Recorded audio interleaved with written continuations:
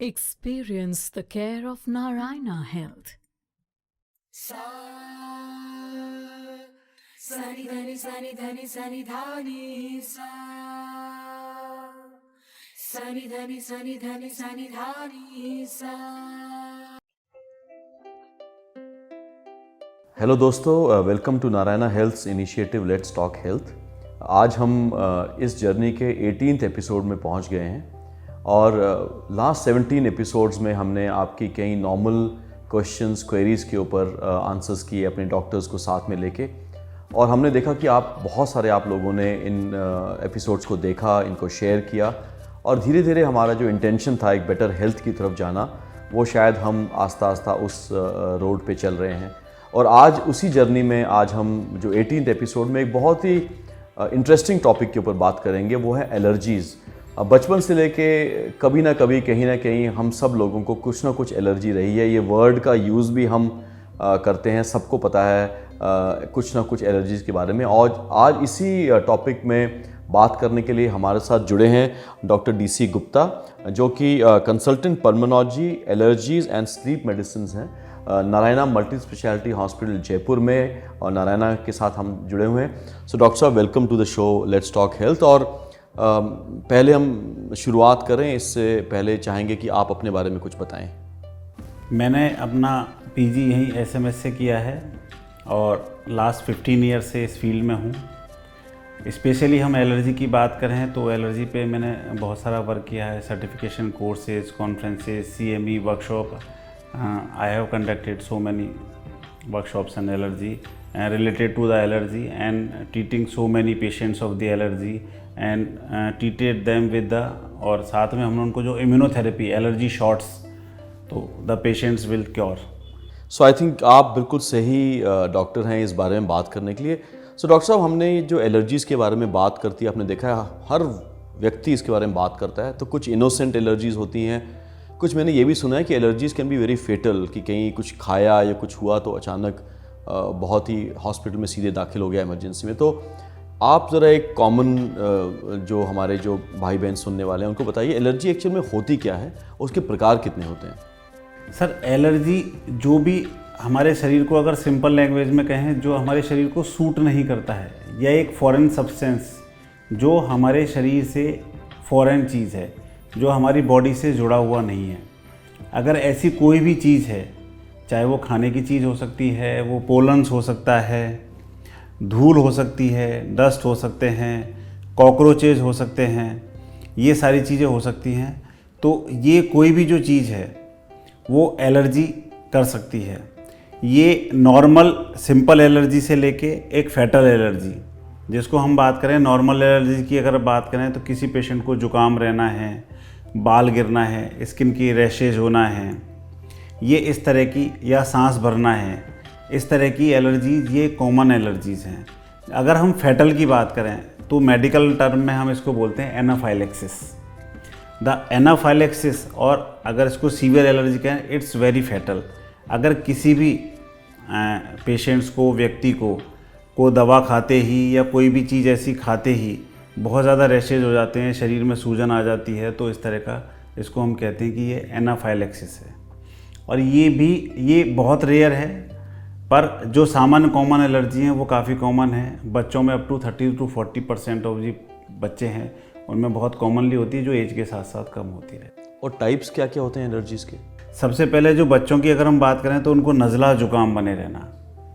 नज़ला जुकाम जब उनको बना रहता है तो एक लगता है कि बच्चे को शुरू से, बचपन से किसी तरह की कोई एलर्जी है, कोई जुकाम है, नज़ला है। तो एक पोलन ग्रेन से एलर्जी, ये एक सामान्य है जो सीज़न के साथ में बदलती रहती है, या फिर पूरे वर्ष में भी रह सकती है, जिसको पेरिनियल हम एलर्जी कहते हैं। दूसरी हम एलर्जी की बात करें तो एक होती है फूड एलर्जी। अगर कोई भी व्यक्ति या कोई भी बच्चा, कोई भी पर्सन किसी तरह की कोई वस्तु खाता है, रोटी खाएगा, सब्जी खाएगा, या फल फ्रूट खाएगा, वेज नॉन वेज किसी भी तरह की कोई चीज़ खाते हैं, और खाने के बाद उनके चेहरे पे स्वेलिंग आने लग जाती है, शरीर में सूजन आने लग जाती है, या उनका पेट खराब रहने लगता है, या कॉन्स्टिपेशन रहने लगता है, या उनको दस्त हो जाते हैं, तो ये एक फूड एलर्जी के सिम्टम है। पेट में दर्द रहने लगा, ये एक फूड एलर्जी के सिम्टम है। हम बात करते हैं पेट एलर्जी की। पेट एलर्जी अगर किसी भी घर में पेट्स हैं तो उसमें संभावना उन्हें ज़्यादा होती है कि अगर घर में पेट्स हैं और पेट से एलर्जिक हैं और अगर पेट्स की हाइजीन प्रॉपर नहीं है तो वो एक ज़्यादा होता है कि उनको वो पेट से जो भी ऑफेंडिंग एलर्जेंस हैं, डॉग एलर्जी है, कैट्स एलर्जी है, इस तरह की उनको हो सकती है। अदर देन इसकी हम बात करें तो फूड एलर्जी के अलावा जो पोलन्स एलर्जी, जैसे मौसम परिवर्तन के साथ में परागकण, अलग अलग पेड़ पौधे हैं जिनके परागकण जब उस मौसम में आते हैं, जैसे होलोप्टेलिया हो गया या दूसरे अमलतास हो गए हैं या और भी कई से ऐसे अरंडी का है, इस तरीके हैं। हम राजस्थान की बात करें तो होलोप्टेलिया जिसको कहते हैं वो बहुत कॉमन है उसमें। तो इनके जब परागकण मौसम के साथ में आते हैं तो उस समय उनको सीजनल जुकाम बने रहना, खांसी बने रहना, लगातार नाक पानी बहना, सिर दर्द बने रहना, इस तरह की ये एलर्जी हो सकती है। इसके अलावा मोल्ड्स की एलर्जी हो सकती है, ड्रग्स की एलर्जी हो सकती है। जो भी पेशेंट किसी भी दवा खाई और दवा खाते उनको रिएक्शन हो गई, फीवर आ गया या और किसी तरह की समस्या हो गई या इंडाइजेशन हो गया या शरीर में सूजन आ गई, तो ऐसे कुछ टाइप्स हैं जो ये एलर्जी के। अदर देन एक हम बोलते हैं जिसको एटोपिक डर्मेटाइटिस, ये भी एक एलर्जी का प्रकार है जिसमें स्किन में रैशेज के साथ में शरीर में सूजन आना, लाल चकत्ते होना, बाल गिर जाना, फेस का लाल हो जाना, रेड आइज हो जाना, ये इस तरह के इनके सिम्टम्स हो सकते हैं। थैंक यू डॉक्टर साहब। डिस्कशन को आगे बढ़ाते हैं। सो आपने एलर्जी के बारे में जानकारी दी। मुझे ये बताइए, एक इंडिविजुअल को एलर्जी है वो उसको कैसे पता चले? कुछ तो ऐसी सिम्टम्स होंगे जो उसको लगे कि मुझे एलर्जी है, और जो आपने बात कही एलर्जन की, जो जिस चीज़ से एलर्जी हो रही है उसकी आइडेंटिफिकेशन कैसे कर सकते हैं, और कौन सी ऐसी कंडीशन है जिसमें अब डॉक्टर को के पास इंडिविजुअल को जाना चाहिए? कहीं हम लोग रैशेज आ जाते हैं, कुछ हो जाता है, घर में ही एक दवाई ले ली, कुछ ऐसी दवाइयाँ खा लेते हैं या बोलते हैं चलो छोड़ दो, लेकिन कौन सी ऐसी कंडीशन है जिसके इंडिविजुअल को एक डॉक्टर के पास आना ही चाहिए, ये बताइए ज़रा। सर, सबसे पहले हम बात करते हैं कि एलर्जी के सिम्टम्स क्या क्या हैं। अगर किसी भी व्यक्ति को, इसमें दो तरह की होती हैं सर, एक तो सीजनल और एक पेरिनियल। सीजनल मतलब जैसे सीजन मौसम परिवर्तन के साथ में होती है, और दूसरी पेरिनियल जो साल भर रहती है। ये दो तरह की एलर्जी सामान्यतया पाई जाती है।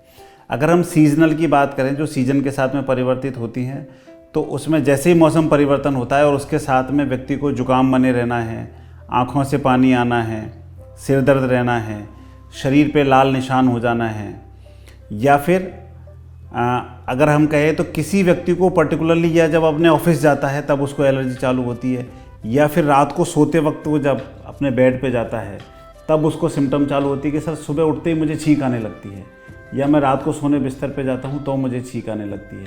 तो इस तरह की जो एलर्जीज हैं ये एक पेरिनियल एलर्जी कहलाती हैं। पेरिनियल एलर्जी का बहुत मोस्ट कॉमन कारण है house dust might. Dust might is very common. तो डस्ट माइट जैसे ही पेशेंट अपने बेड पे जाता है या किसी सोफ़ा पे या लिनन्स पे उनके कांटेक्ट में आता है, और अगर वहाँ डस्ट माइट है तो पेशेंट को ये symptoms through out the year रहते हैं। या अपने ऑफिस वर्क पे जाता है, जैसे ही वो ऑफिस में एंटर करता है या किसी भी एक पर्टिकुलर एनवायरनमेंट में जब भी जाता है उसको प्रॉब्लम होती है, तो वो एलर्जी उसको प्रीमिनेंट होने लग जाती है। ये तो इसके सिम्टम हुए। अब इसके लिए हमें पहचानने के लिए क्या करना होगा? पहचानने के लिए इसके 2-3 तरीके हैं। सबसे पहले तो हम एक उसका ब्लड टेस्ट कराएं, सिंपल CBC के। उसमें जो इओसिनोफिल्स हैं, इओसिनोफिल्स एक तरह की होती हैं जो एलर्जी के कारक होती हैं। इओसिनोफिल्स और मोनोसाइट ये कितनी ज़्यादा हैं ये उसमें हम देखते हैं। पहली चीज़ तो ये है।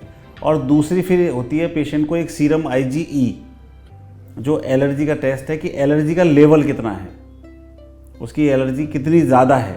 और तीसरा एक होता है एलर्जी टेस्ट। इसके 2 तरीके होते हैं, एक सबक्यूटेनियस प्रिक टेस्ट और दूसरा होता है ब्लड के थ्रू टेस्ट कराना। तो जो हम प्रिक टेस्ट करते हैं उसमें एक व्हील तरह का एक रिएक्शन होता है। उस रिएक्शन से ऐसे हम ड्रॉप्स लगाते हैं स्किन पे, स्किन प्रिक टेस्ट बोलते हैं। 80 to 85 उसमें एलर्जेंस हम इसमें लगाते हैं और ये देखते हैं कि उसमें जो व्हील का रिएक्शन है वो कितना है। उसके आधार पे उस एलर्जन की पर्टिकुलर पहचान होती है। दूसरा होता है ब्लड के थ्रू।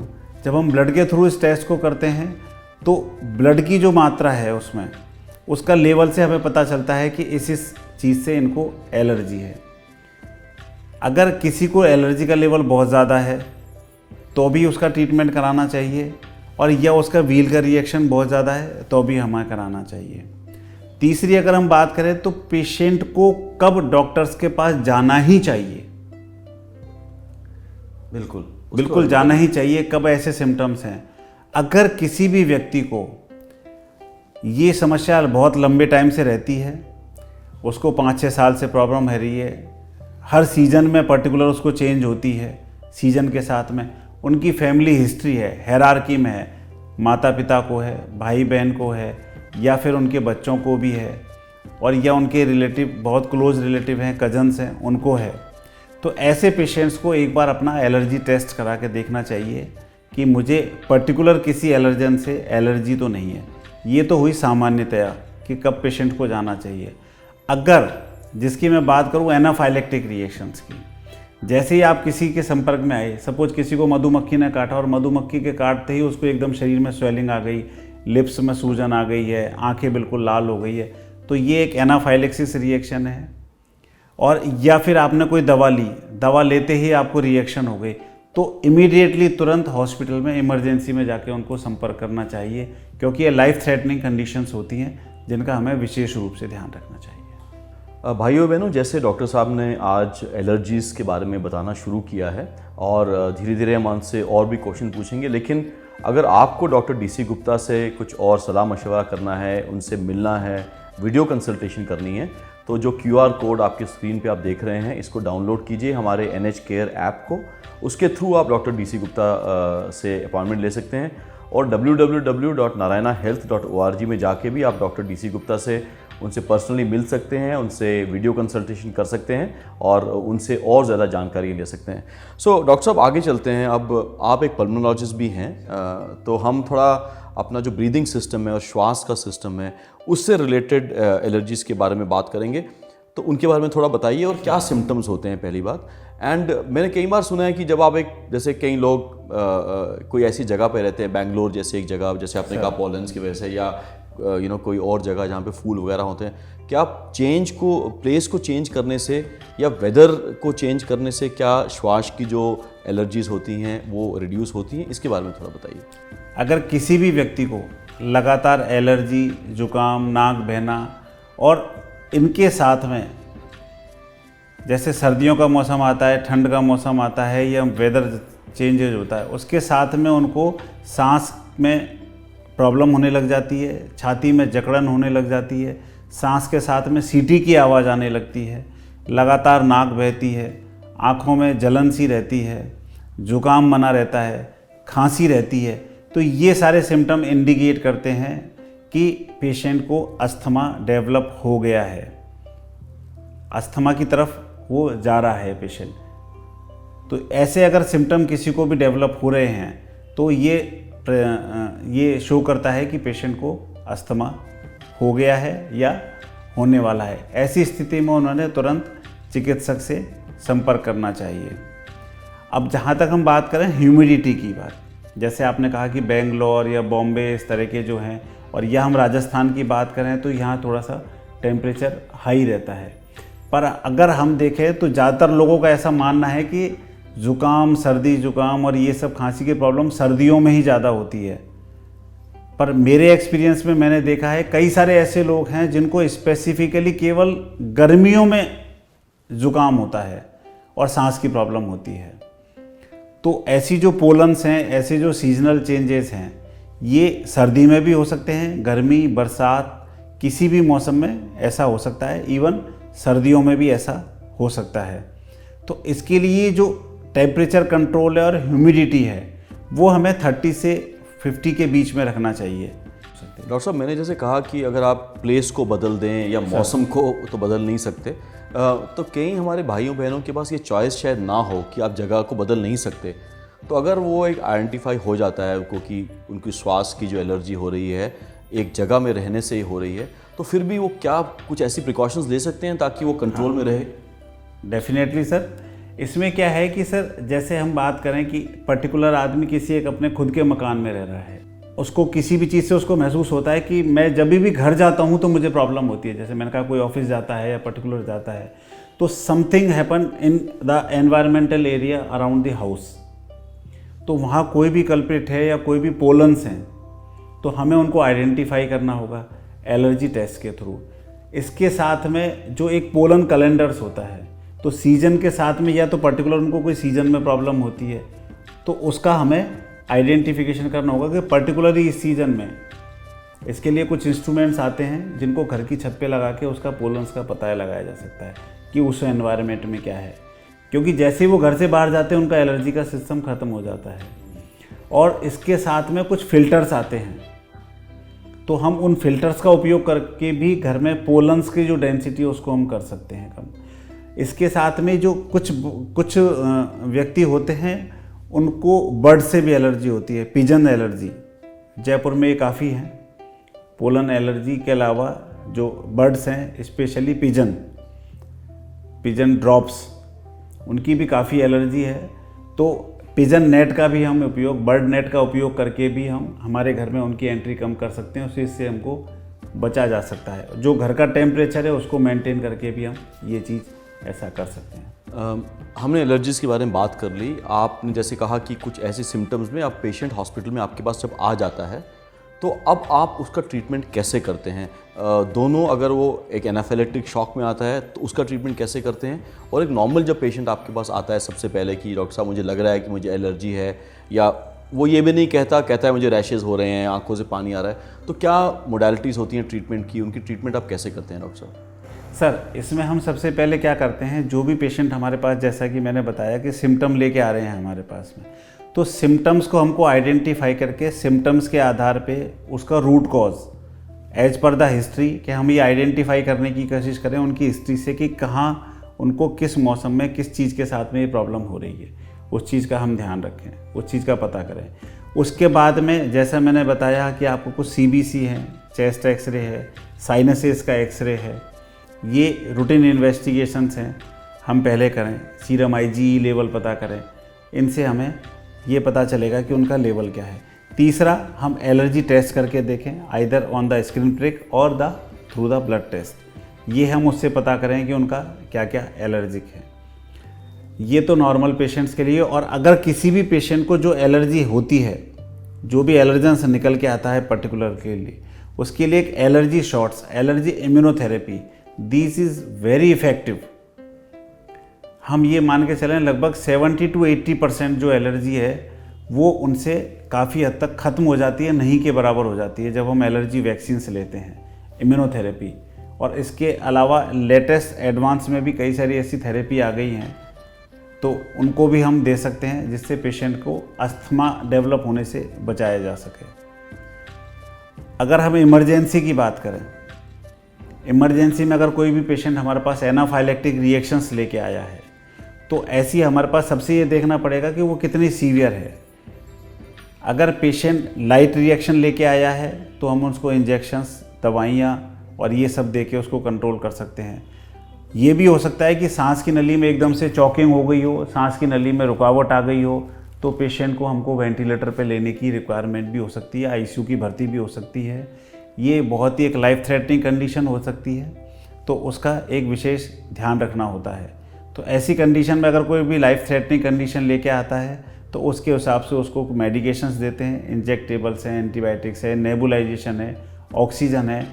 ऑक्सीजन नेबुलाइजेशन को हम सामान्य भाषा में कहें भाप देना, कि सब हम भाप सुखा दें उसको। भाप के साथ में और भी दवाइयाँ होती हैं, कुछ इंजेक्शंस होते हैं, वो हमको देने होते हैं, तो वो लाइफ थ्रेटनिंग सिचुएशन हैंडल हो जाती है। अदर देन ये हमारी एनाफाइलेक्सिस है। अब बैक टू हम अगर सामान्य ट्रीटमेंट की बात करें, अगर जिन पेशेंट्स को अस्थमा डेवलप हो गया है तो हम अस्थमा का पता कैसे करें? अस्थमा का पता करने के लिए स्पायरोमेट्री होती है, जिसमें एक फूंक मारने के द्वारा 6 सेकंड तक फूंक मारते हैं, फिर उसके ग्राफ के द्वारा हमें पता चलता है कि उनको कितना, उस अस्थमा की सीवियरिटी कितनी है। अगर एलर्जिक अस्थमा डिनोट होता है तो उसके साथ में उनकी जो दवाइयाँ हैं, इनहेलर्स सबसे ज़्यादा इफ़ेक्टिव हैं, जो हमारी सांस की नलियों को खोलते हैं, सिकुड़ने से रोकते हैं। और इसी के साथ में कुछ दूसरी दवाइयाँ जिनको हम एंटीहिस्टामिनिक, सिट्रेजिन, लीवोसिट्रेजिन, फेक्सोफेनाडिन और भी कई सारी ग्रुप की ऐसी दवाइयाँ होती हैं जो एंटीहिस्टामिनिक होती हैं और जो उसको प्रोवोक होने से रोकती हैं। दूसरे इसके अलावा कुछ ऐसी मेडिकेशंस होती हैं जो अगर कफ शरीर में बन रहा है तो उनको कफ को तोड़ती हैं। डॉक्टर साहब, ये आपने जो अभी सिट्रीजिन एक मेडिसिन का नाम लिया, तो हालांकि डॉक्टर्स ज़्यादातर ओवर द काउंटर मेडिसिन कहते हैं अवॉइड कीजिए, लेकिन फिर भी घरों के अंदर कभी कभी ये दवाइयाँ होती हैं, तो आप जब लेटर से किसी को एलर्जिक रिएक्शन होता है, पता चलता है, तो ये आप रेकमेंड करेंगे खाना, या कभी ऐसी ओवर द काउंटर दवाइयाँ नहीं खानी चाहिए एक पेशेंट को? नहीं सर, ओवर द काउंटर दवाइयाँ बिना डॉक्टर की प्रेस्क्रिप्शन के कभी नहीं लेनी चाहिए, क्योंकि इनके अपने इफ़ेक्ट्स और साइड इफ़ेक्ट्स होते हैं। सिट्रेजिन के भी इसके साथ में दूसरी चीज़ों पे भी अपने इफ़ेक्ट्स आते हैं, क्योंकि अगर हम लेते हैं इसके कुछ साइड इफ़ेक्ट्स भी होते हैं, लाइट सीडेशन भी होता है जिस पेशेंट को ऑलरेडी सांस की प्रॉब्लम है, और अगर हमें कोई भी हम दवा देते हैं जिससे थोड़ा सा नींद भी आती है, तो साथ में हमें ये भी ध्यान रखना पड़े कि भाई उनको सांस की प्रॉब्लम के साथ में ये प्रॉब्लम ना हो जाए। या कुछ न्यूरोलॉजी के पेशेंट्स हैं, कुछ कार्डियक पेशेंट्स हैं, कुछ किडनी के पेशेंट्स हैं, पेट की प्रॉब्लम के पेशेंट्स हैं, उनकी एसोसिएटेड कोमॉर्बिडिटी हो सकती है। कोई भी दवा हो, चाहे वो सेट्रेजिन हो, चाहे वो पैरासीटामोल हो, किसी भी तरह की हो, बिना डॉक्टर की प्रेस्क्रिप्शन के ओवर द काउंटर हमें नहीं खानी चाहिए। बहुत अच्छा डॉक्टर साहब, हम अब इस प्रोग्राम में हम ज़्यादातर प्रिवेंशन की बात करते थे, तो आप बताइए क्या हम एलर्जी को प्रिवेंट कर सकते हैं? अगर कर सकते हैं तो क्या ऐसे उपाय करने चाहिए जिससे एलर्जी प्रिवेंट हो? और अगर किसी इंडिविजुअल को बार बार एलर्जी हो रही है, डॉक्टर के पास आया, फिर गया, फिर ठीक हो गया, फिर आया, तो उसमें क्या करना चाहिए तब? सर, सबसे पहले हम बात करें कि इसके प्रिवेंटिव मेजर्स जिनसे हम रोकथाम कर सकें, रोक सकें, कम से कम संपर्क में आए हैं। हम अपने घर से शुरू करते हैं। घर में सबसे पहले तो हमें हाइजीन का विशेष रूप से ध्यान रखें। घर के अलावा हमारे आसपास का एरिया वो बिल्कुल नीट एंड क्लीन होना चाहिए। जो हमारी किचन है, जहाँ कॉकरोचेज होते हैं, फ्लाइज होती हैं, वो नीट एंड क्लीन होना चाहिए। जो भी हमारा वेस्ट है, आजकल जो कई सारा ट्रेंड है कि हमारे किचन में ही हम डस्टबिन भी रखते हैं, तो डस्टबिन काम करने के बाद घर के किसी एक हिस्से में जहाँ कॉमनली आपका टच नहीं होता, उस हिस्से में उस डस्टबिन को खाली कर दें, और जब भी आगे उसका फर्दर डिस्पोजेबल हो वो हो जाए। दूसरा, जिस घर में जिनको एलर्जी की प्रॉब्लम रहती है उसमें झाड़ू के बजाय गीला पोंछे का उपयोग करें। इससे क्या होगा, तो जो डस्ट पार्टिकल हैं वो उड़ते नहीं हैं और पेशेंट को ये प्रॉब्लम कम होती है। जो भी हमारा सोफ़ा है, लिनन है, या कोई भी ऐसे कपड़े वगैरह हैं, तो एक बार वैक्यूम क्लीनर हम ज़रूर यूज़ करें। घर में HEPA फ़िल्टर अगर यूज़ कर सकते हैं तो उनको यूज़ करें। अगर वैक्यूम या ये भी HEPA फ़िल्टर यूज़ नहीं कर सकते, जो भी हमारे लिनन हैं, कुशन्स हैं, पिलोज़ हैं, टेबल कवर्स हैं, इन सब को 7 दिन में एक बार हम तेज़ धूप में रखें। ये जो हमारी रेज़ होती हैं ये काफ़ी कुछ एंटी एलर्जिक होती हैं और हमें इन चीज़ों को क्लियर करती हैं। फिर इसके बाद हम बात करें तो अगर हमारे घर में कोई पेट है तो पेट जो है उसकी हाइजीन का विशेष रूप से ध्यान रखें। जो भी उसकी पॉटी है या उसका टॉयलेट है उसका ध्यान रखें, उसका प्रॉपर वैक्सीनेशन हो, उसका नीट एंड क्लीन हो, ये विशेष रूप से ध्यान रखें। घर का टेम्परेचर हम मेंटेन रखें, 25 से 30 डिग्री के बीच एनवायरमेंटल जो हमारा टेम्परेचर है घर का वो टेम्परेचर रखें। ना बहुत ज़्यादा ह्यूमिड होना चाहिए, ना बहुत ज़्यादा कोल्ड होना चाहिए, ना फिर एक्सेसिव हीट होनी चाहिए। ये ऐसी कुछ चीज़ें हैं जिनसे हम चीज़ों को घर में ध्यान रख सकते हैं। तो हम इस ट्रेंड को डेवलप करेंगे तो आपके साथ में दूसरे लोग भी इसको डेवलप करेंगे। अगर आपके आसपास कोई भी गार्डन है, पार्क है, तो वहाँ पे प्रॉपर फ्यूमिंग कराते रहें, उसकी नीट एंड क्लीन, उसकी हाइजीन का विशेष रूप से ध्यान रखें। अगर आपको घर के आसपास आपका कोई भी ऐसा ऑफेंडिंग एलर्जेंस आपको लगता है और बहुत छोटा है तो आप उसको चेंज भी कर सकते हैं। और बहुत ज़्यादा बड़ा पेड़ है तो फिर हमें उसके लिए पर्टिकुलर, अगर आपको उसी से एलर्जी है, क्योंकि वो एनवायरनमेंट में सभी जगह मिलेंगे, तो उसके लिए हमें एलर्जी के शॉट्स या दवाइयाँ हमको लेनी चाहिए। उसके लिए ये विशेष रूप से हम ध्यान रखें। भाइयों बहनों, एक बहुत ही इंटरेस्टिंग टॉपिक पे आज डॉक्टर DC गुप्ता ने हमसे बात की। आप लोगों को पूरा एलर्जी के बारे में बताया कैसे हो सकती हैं, और उन्होंने एक प्रिवेंशन के ऊपर भी आपको एक सुझाव दिए।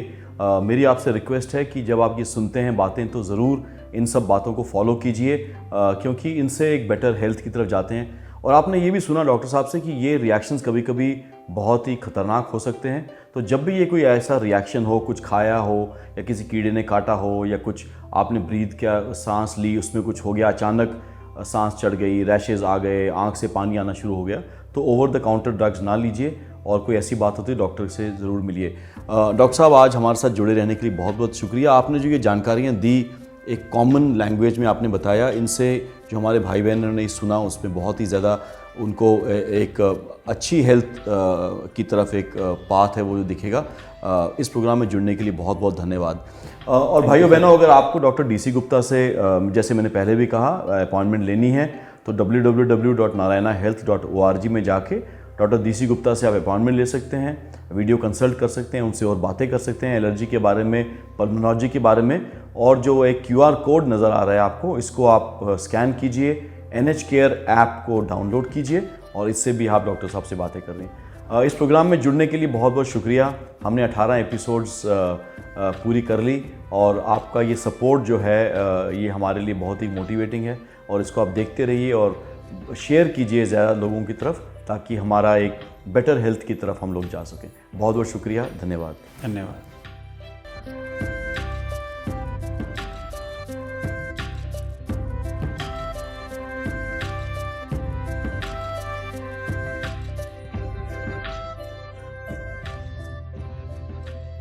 Experience the care of Narayana Health.